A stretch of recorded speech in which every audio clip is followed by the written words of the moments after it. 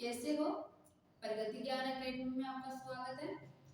हम पढ़ रहे थे पासा डाइस, जिसमें हमने देखा था कि पासे दो प्रकार के होते हैं, एक मानक पासा और दूसरा गैर मानक पासा या साधारण पासा।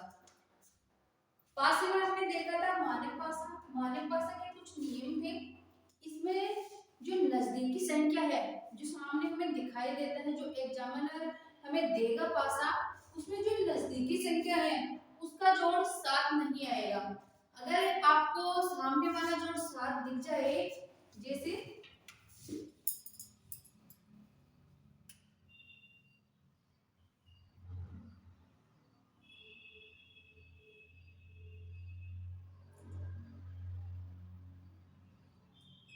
अगर आपको ये जोड़ दिख जाए 7, तो आप समझ जाना कि ये गैर मानक पासा है।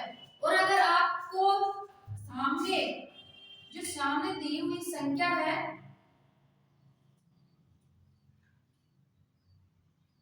सामने दी हुई संख्या में अगर जोड़ 7 दिखाई नहीं देता, 7 किसी भी संख्या में जोड़ 7 दिखाई नहीं देता, तो आप समझ लेना कि ये मानक पासा है।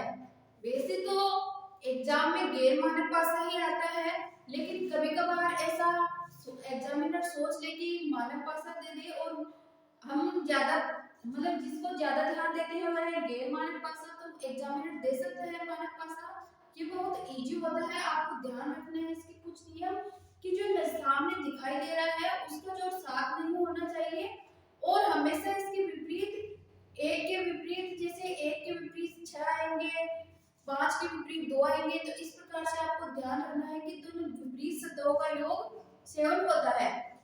तो आगे बढ़ते हैं इसी मानक पासे में। कुछ और भी है जो एग्जामिनर अभी तक आए नहीं है ऐसे, लेकिन एग्जाम में आने की संभावना है, तो मैं उस टाइप के भी क्वेश्चन मानक पासे में ही बता देती हूँ। मानक पासा है वो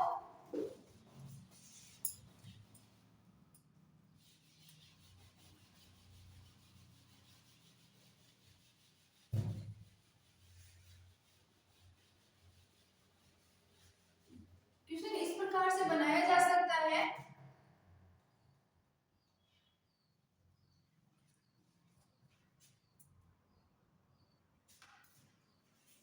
कि तीन मानक पासों को जमीन पे इस प्रकार से फेंका जाए, जमीन पे इस प्रकार से फेंका जाए कि उनकी जो ऊपरी सतह का जो संख्या है, पासे की जो ऊपरी सतह पे आई संख्याओं का योग 15 है। तो मैं एक बार लिख देती हूँ, 3 मानक पासों को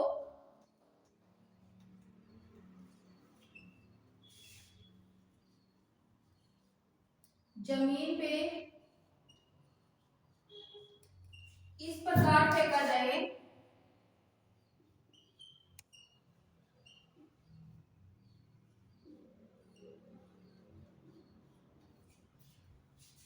कि ऊपरी सतह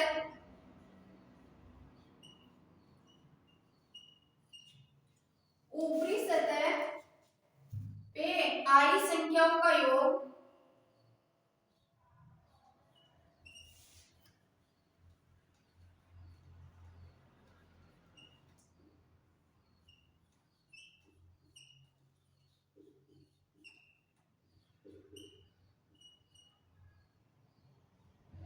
15 है। तो नीचे की सतह पे आई संख्याओं का योग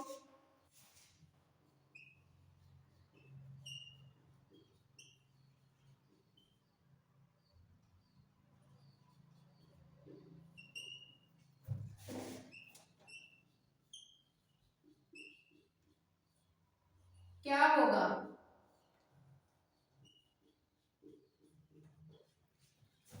तो ऐसे क्वेश्चन आ सकते हैं, अभी तक आए नहीं है लेकिन आने की पूरी संभावनाएं है। 3 मानक पासे हैं, हमारे पास में 3 मानक पासे हैं, उनको जमीन पे इस प्रकार से फेंका गया है कि जो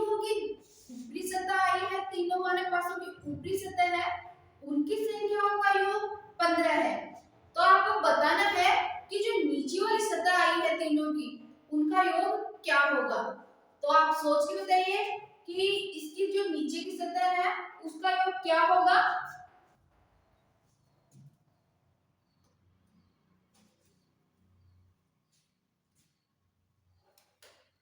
आपको ये पता है कि जो विपरीत सतह है उन दोनों संख्याओं का योग 7 होता है। तो जब इसमें 3 मानक पासे हैं, 3 मानक पासों का जो ऊपरी सतह है उन संख्याओं का आया योग क्या है, 15 है। तो क्वेश्चन उतार लिया आपने।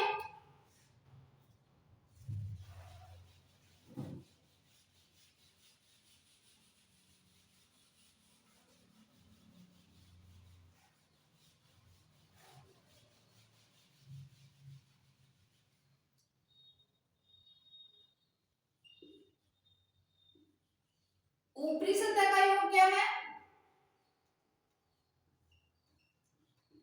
15। हमें ये पता है कि दोनों सतह का योग होता है 7। तो 3 पासे हैं, तीनों का योग है 15। हमें नहीं पता कि किस सतह पे क्या आया है। हो सकता है कि 6 और 3 आ जाए, हो सकता है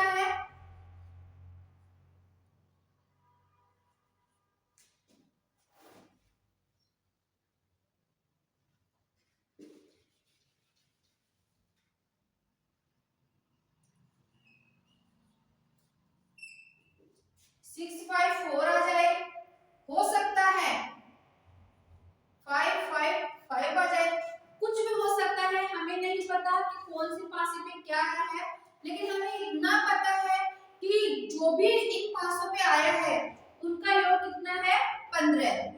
हमें ये जानना भी नहीं है, एग्जामिनर ने ऐसा पूछा भी नहीं है क्वेश्चन में कि आपको बताना है कि कौन से पासे में क्या आया है। हमें इतना पता है और इतना ही हमें ध्यान रखना है कि तीनों का योग क्या है, 15 है। और हमें ये भी पता है कि विपरीत सतह का योग 7 है। तो अगर इसके विपरीत सतह और इसके विपरीत सतह का योग कितना है, 7 है, इसका 7 है, इसका 7 है, मतलब 7 7 7, तीनों के साथ साथ आ गए विपरीत सतह का योग। तो कितने हो गए, 21। अब हमें पता है कि 21 में से जो ऊपरी सतह है उसका योग क्या आया है, 15। तो बच गया कितना, अब जो नीचे वाली सतह है उसमें कितना बच गया, 6। तो नीचे की सतह का योग क्या हो गया, 6। तो इस प्रकार से हमें ऐसे क्वेश्चन बनाने आने चाहिए, एग्जामिनर पूछ सकता है और ट्रेंड में भी यही चल रहे हैं इस टाइम पे, ये आने की पूरी संभावना है। तो एक क्वेश्चन और देखते हैं।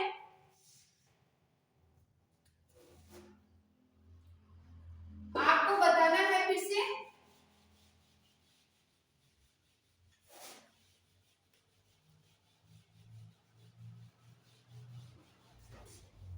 तीन मानक पासों को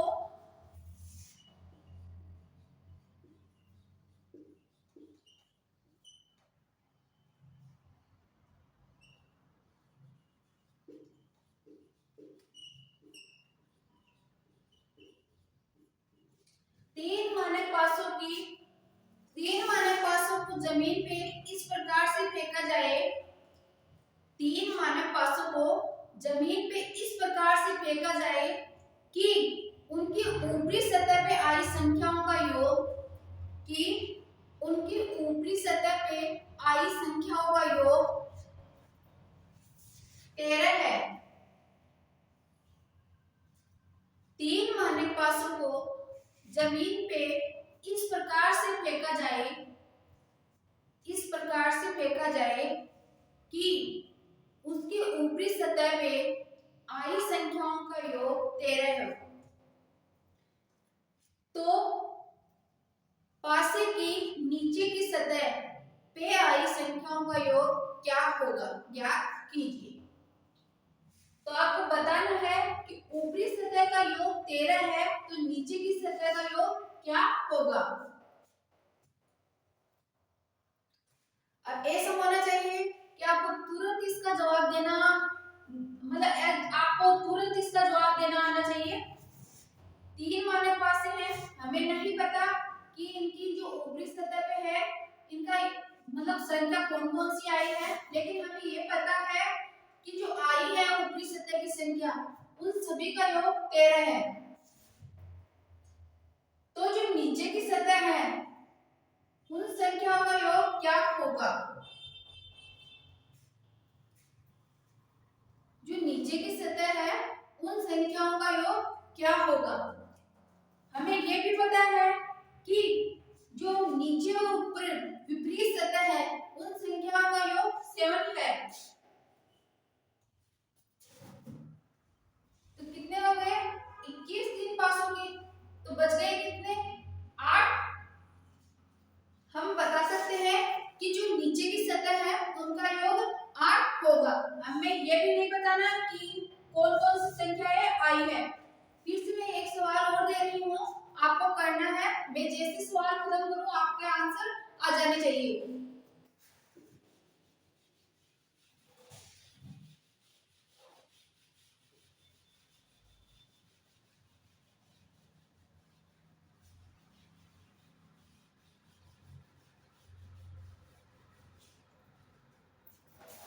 चार मानक पासों को चार मानक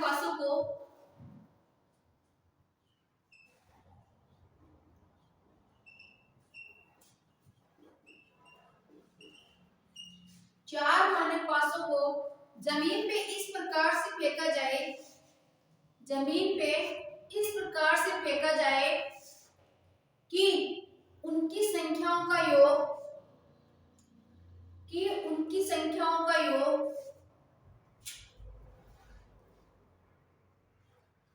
16 हो। 4 मानक पासों को जमीन पे इस प्रकार से फेंका जाए, जमीन पे इस प्रकार से फेंका जाए कि उसकी ऊपरी सतह पे आई संख्याओं का योग 16 हो। ऊपरी सतह पे आई संख्याओं का योग 16 हो तो पासे की जो नीचे की सतह है उस संख्याओं का योग क्या होगा? पासे की नीचे की सतह की संख्याओं का योग क्या होगा? इस बार 4 पासे हैं, 3 पासे नहीं है, थोड़ा सोच के जवाब देना।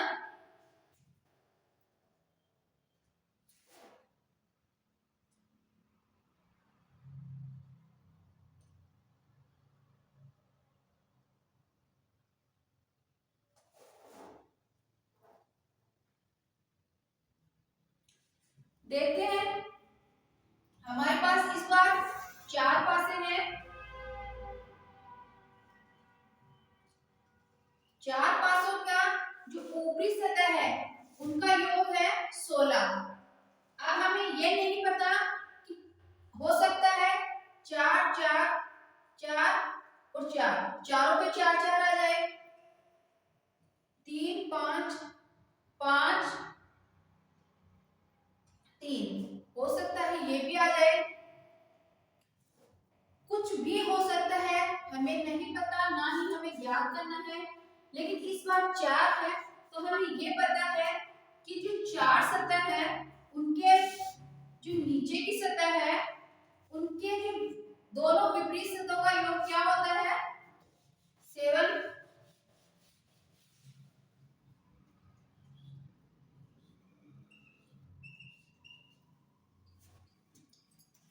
इसके विपरीत ये है तो दोनों का योग क्या हो गया? 7। इन दोनों का 7, इन दोनों का 7 और इन दोनों का 7। हमें एकदम पता है कि अपोजिट संख्याओं का योग क्या होता है? 7। अब हमें ये देखना है कि 4 पासे हैं, 7 14 21 और 28। हमें ये पता चल गया कि इन चारों का योग क्या होगा? 28 होगा। तो हम आसानी से निकाल सकते हैं कि अगर इसका योग 28 है और ऊपर की सतह अगर 16 आ रही है तो नीचे की सतह पे क्या आएगा? 12। तो इस प्रकार से ये मानक पासे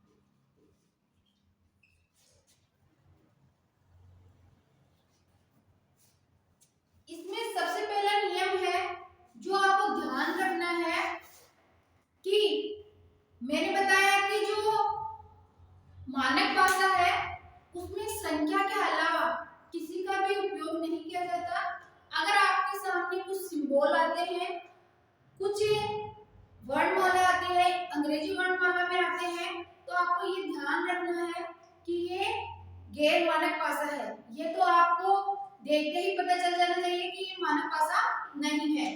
मानक पासा में केवल मैंने बताया था कि संख्या का ही प्रयोग होता है, इसमें संख्या का भी प्रयोग होता है और सिंबल या वर्णमाला की, अंग्रेजी वर्णमाला का भी प्रयोग किया जाता है। तो देखते हैं, सबसे पहले आपको ये ध्यान रखना है संख्या में कि जो इसमें अगर आपको संख्या में सामने वाला निकटतम संख्या का योग अगर 7 दिखता है तो आपको ध्यान रखना है कि ये गैर मानक पासा है। तो आप इसमें लिखिए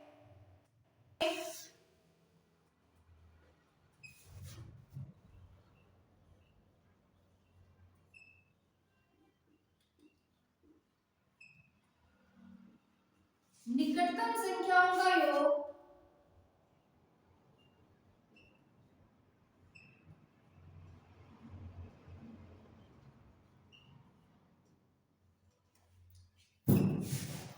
सात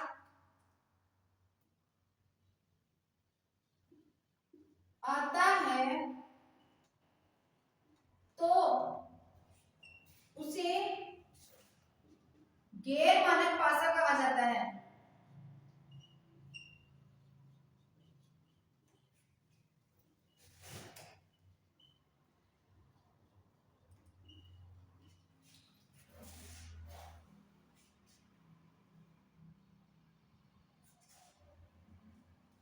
यदि किसी पासे में निकटतम संख्याओं का योग 7 आता है तो उसे गैर मानक पासा कहा जाता है।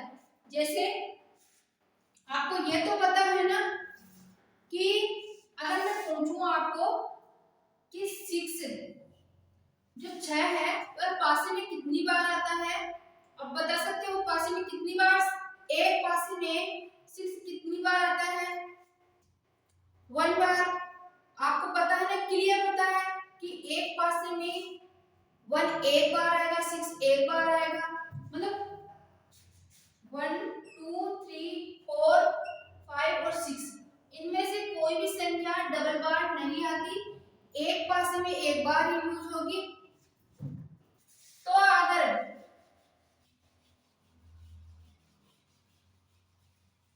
महोदय, तो अगर आपको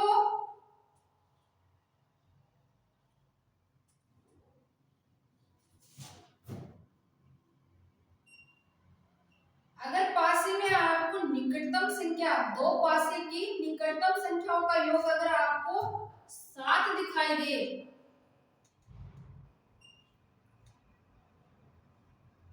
आंखों से दिखाई दे, तो वह समझ लेना कि गैर मानक पासा है। जरूरी नहीं है इसमें एग्जामिनर कम से कम 2 पासे देता है, एक से नहीं पूछता। गैर मानक पासे में 2 पासे तो जरूर आते हैं, और अगर 2 पासे से अधिक आते हैं तो क्वेश्चन आपके लिए और भी आसान बनता है। तो इसमें आपको याद रखना है कि अगर आपको निकटतम संख्या है, किसी भी पासे में अगर आपको निकटतम संख्या 7 दिखाई देती है तो आप समझ लेना कि गैर मानक पासा है। कोई जरूरी नहीं है कि दोनों में दिखाई दे। जैसे मैं 2 पासे बना रही हूँ तो ऐसा जरूरी नहीं है कि दोनों में आपको निकटतम संख्या दिखाई दे 7।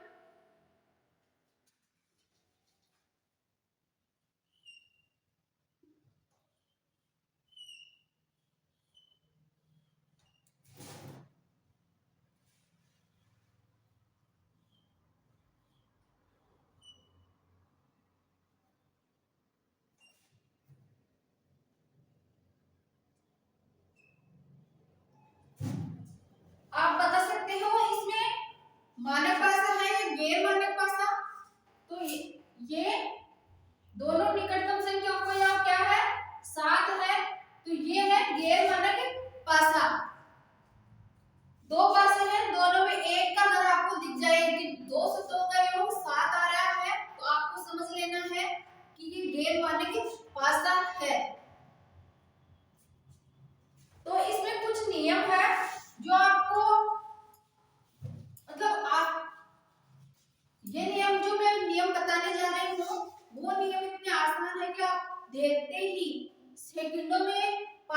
हल कर सकते हो, आपको और कुछ भी करने की आवश्यकता नहीं होगी। तो इसमें 3 नियम है, वो आपको करने हैं याद। तीनों नियमों को ध्यान रखना है।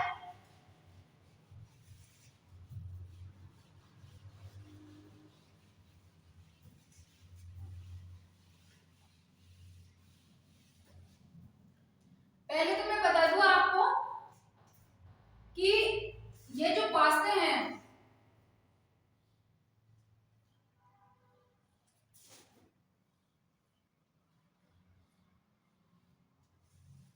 अगर एग्जामिनर पूछता है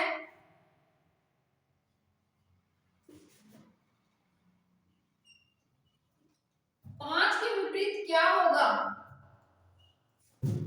तो हमें नहीं पता कि 5 के विपरीत क्या होगा। 1 भी हो सकता है, 2 भी हो सकता है, 3 भी हो सकता है, 4 भी हो सकता है, और कुछ भी होने को हो सकता है, 5 तो होगा नहीं। लेकिन इसमें कुछ नियम है, वो आपको याद करने हैं। तो मैंने नियमों का नाम रखा है कोडवे नियम, जो 3 नियम है।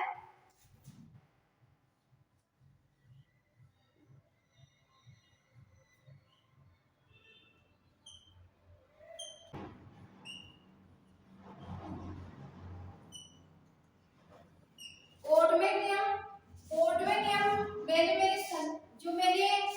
सर से पढ़ा था, उन्हीं के नाम पे मैंने ये नियम रखे हैं। मुझे नहीं पता ये नियम किसने बनाए हैं, किसने नहीं बनाए, लेकिन मैंने नाम मेरे कोडवे सर के नाम से रखा है। तो ये 3 नियम है जिन्हें आपको फॉलो करना है। और दुनिया का कोई भी पासा आपके सामने रख दे, आप तुरंत उसको सोल्व कर देंगे देखते ही। ये नियम ऐसे हैं। तो कोडवे नियम में सबसे पहला नियम है निकटतम का नियम।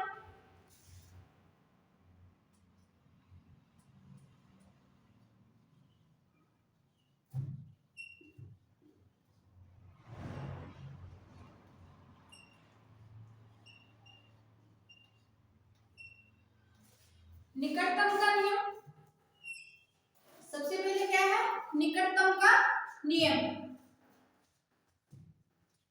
कोडवे नियम। इसमें 3 नियम है जो हम पढ़ेंगे, और इन नियमों से आप दुनिया के कोई भी पासा हो उसे सोल्व कर सकोगे। तो सबसे पहले है निकटतम का नियम। निकटतम के नियम में हमें पता है कि जो हमें सामने जो दिखाई दे रहा है वो विपरीत तो हो नहीं सकता। कि जो संख्या सामने हमें दिखाई दे रही है, मैंने पहले भी बताया था, जो मानक भाषा था उसमें बताया था कि जो सामने दिखाई दे रहा है वह निकटतम, जो विपरीत होगा उनकी संख्या का योग 7 है, तो निकटतम होगा। जो निकटतम संख्या होगी वो तो विपरीत होगी नहीं। तो देखते हैं निकटतम का नियम। मैं इसे एक बार हटा रही हूँ, मैं इसको ऊपर लिख देती हूँ। फर्स्ट निकटतम का नियम कोडवे नियम में है, आपको ये जरूर लिखना है कि कोडवे नियम।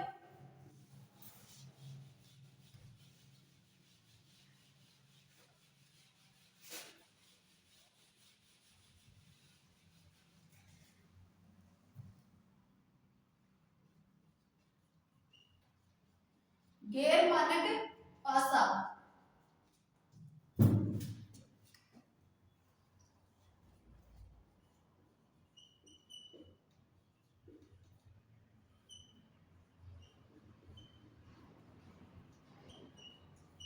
निकटतम का नियम।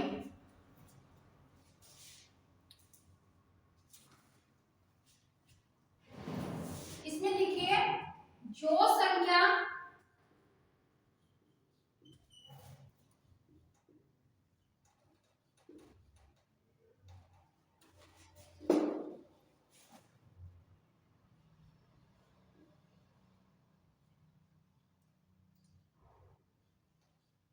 निकटतम होती है वह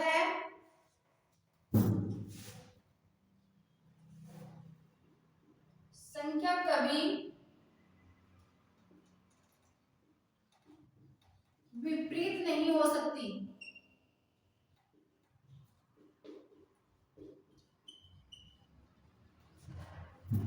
जो संख्या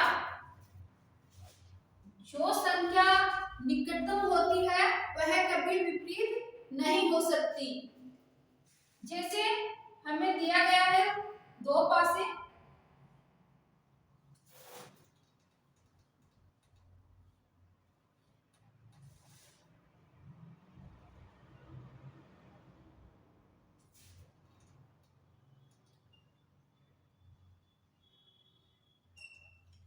हमें दो पासा दिया गया है और हमें पूछा गया है कि पांच के विपरीत,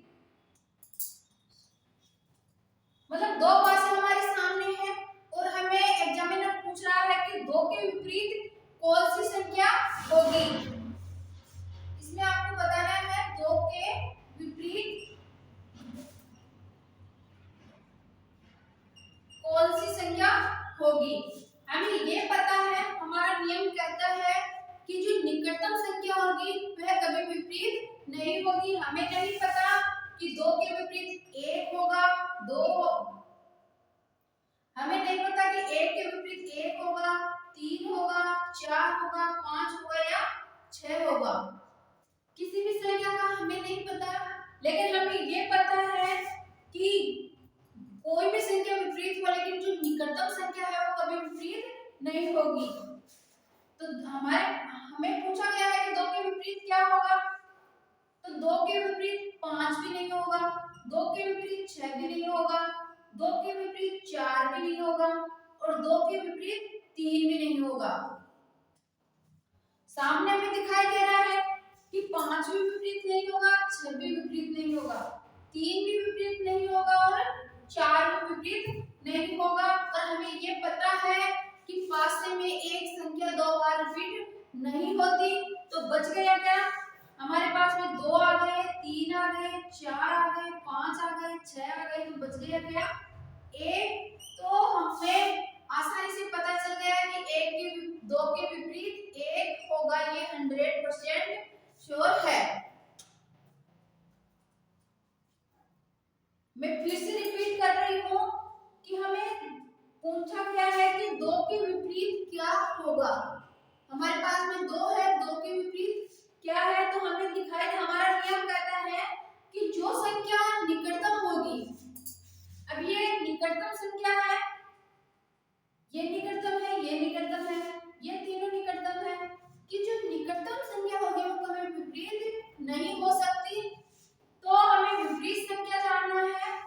निकटतम संख्या हमारे पास में है, तो दो के विपरीत पांच नहीं होगा, दो के विपरीत छह नहीं होगा, दो के विपरीत चार नहीं होगा, दो के विपरीत तीन नहीं होगा। तो बच गया क्या, हमें पता है कि एक पासे में छह शब्द होती है और कोई भी संख्या रिपीट नहीं होती है।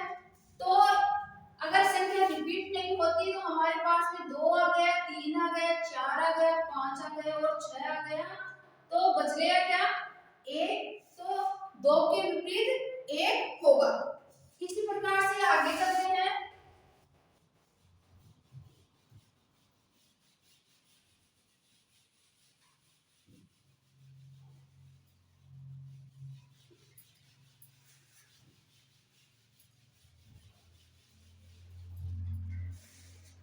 अगर हमें एग्जामिनर पूछे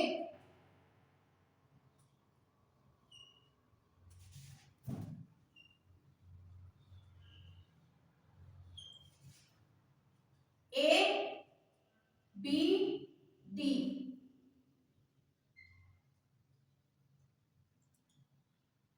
ए सी और एफ,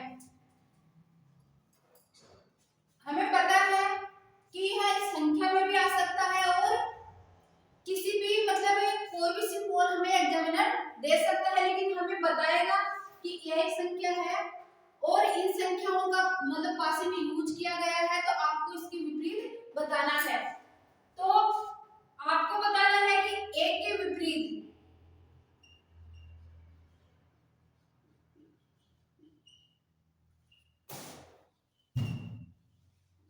क्या होगा, एक के विपरीत क्या होगा। नियम कहता है कि जो हमारे सामने है वो कभी विपरीत हो सकती। जो सामने संख्या दिखाई दे रही है, चाहे सिंबल हो, संख्या हो, कुछ भी हो, लेकिन वह हमारे जो सामने दिखाई दे रही है वह कभी विपरीत नहीं हो सकती। तो यहाँ पे जो सामने है, ए के विपरीत है, ए के विपरीत बी है, ए के विपरीत डी है, ए के विपरीत ए है, ए के विपरीत क्या है, सी और एफ। सी है, ए के विपरीत एफ है। अब बच गया क्या, हमारे पास में आ गया ए, बी, सी, डी और एफ। तो बच गया क्या, ई हमारे पास में बच गया। तो ए के विपरीत क्या होगा, ई। वैसे हम एक बार बता सकते थे कि ए के विपरीत क्या होगा, लेकिन हमें ये पता है कि जो निकटतम संख्या है, जो निकटतम संख्या है वह कभी विपरीत नहीं हो सकती। तो हमें ये पता है कि ए के विपरीत बी है, ए के विपरीत सी है, ए के विपरीत डी है और ए के विपरीत एफ है। तो अगर ए के विपरीत बी, सी, डी, एफ है तो क्या बच गया, ई, और ई हमारा आंसर हो जाएगा। तो इस प्रकार से निकटतम का नियम है। और अगर ऐसे कोई भी सिंबल आ जाए तो आपको विपरीत बताना है। जो निकटतम संख्या दिखाई दे रही है वो कभी मतलब विपरीत संख्या नहीं हो सकती। तो आप ऐसे क्वेश्चन को मतलब देखते ही सोल्व कर दोगे। तो नियम याद रखना बस कि निकटतम जो दिखाई दे रहा है वह कभी विपरीत नहीं हो सकती। एक क्वेश्चन और देख लेते हैं।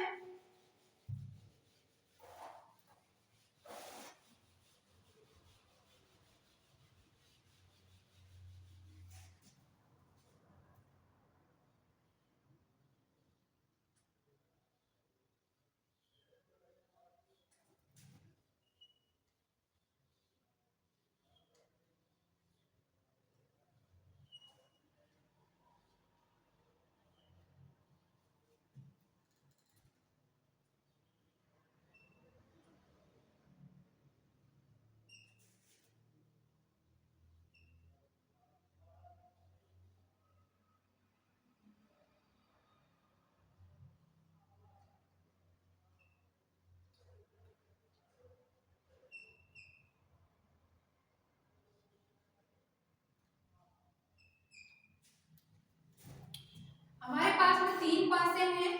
3 पासों में हमें बताना है कि जो सी है, सी के विपरीत कौन सी संख्या होगी।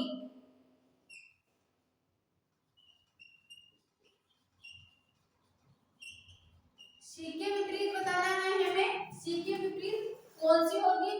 आपके पास में जितने पासे होंगे उतने ही आसान होंगे। अब हमें पता है कि निकटतम का नियम कहता है कि जो सामने दिखाई दे रही है, जो उसकी निकटतम संख्या है वो कभी विपरीत नहीं हो सकती। तो सी है, सी के विपरीत क्या नहीं होगा, बी नहीं होगा, ई नहीं होगा। सी के विपरीत ए नहीं होगा और डी नहीं होगा। हमारे पास में आ गए ए, बी, सी, डी और ई। तो अगर ए, बी, ई, ए और डी नहीं होगा, सी के विपरीत बी, ई, ए, डी नहीं होगा, तो क्या होगा, क्या बच गया इसके विपरीत, एफ। तो सी के विपरीत क्या होगा, एफ। इससे हमें इतना फर्क नहीं पड़ेगा कि इसमें क्या आ रहा है क्या नहीं आ रहा। हमें देखना है कि सी के निकटतम कौन कौन सी संख्याएं हैं। तो सी के अपोजिट क्या आ जाएगा, एफ। तो इस प्रकार से पासे सोल्व करने हैं। कल हम दूसरा और तीसरा नियम पढ़ेंगे। आज के लिए इतना ही, धन्यवाद।